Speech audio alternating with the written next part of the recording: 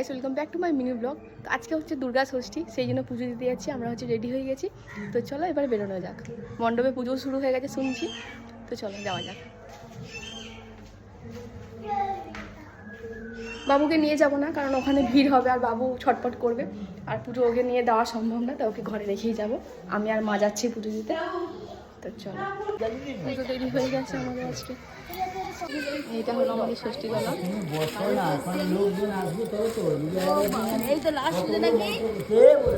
সব বলে 10টা নাকি শেষ।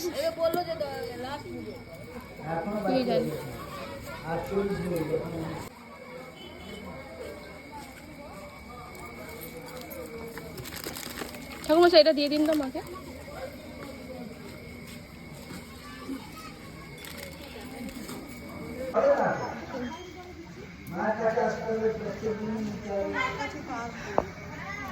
আমাদের প্রচুর লেট হয়ে গেছে।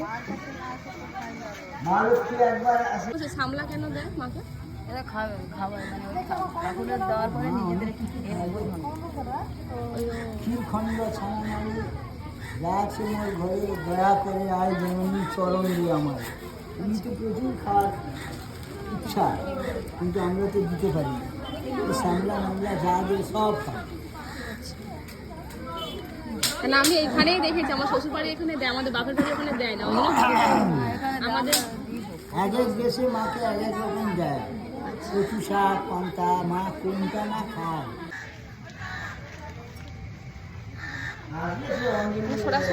ষষ্ঠীর পরে দেবে, তাকে আমার ওর সময় আমার ঘড়ি তো আমার হাতিয়ে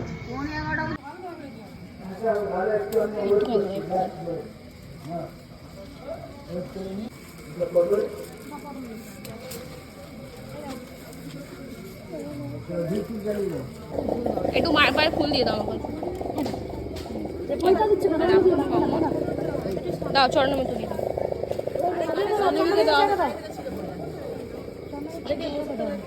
হ্যাঁ যাও ওইদিকে যাও, ওইদিকে যাও।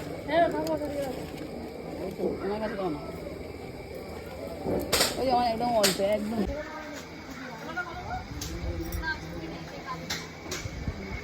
চলো পুজো কমপ্লিট।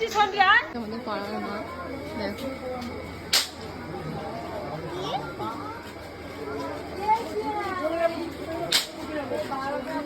ঘরে এসে গেছি। বাবা চল, আমি ভেবেছিলাম যে পুজো শেষ হয়ে গেছে, কিন্তু দেখলাম যে না, পুজো শেষ হয়নি। লাস্ট একবার বাকি ছিল, আমাদের পুজো দেওয়ার ডান। চলো টাটা।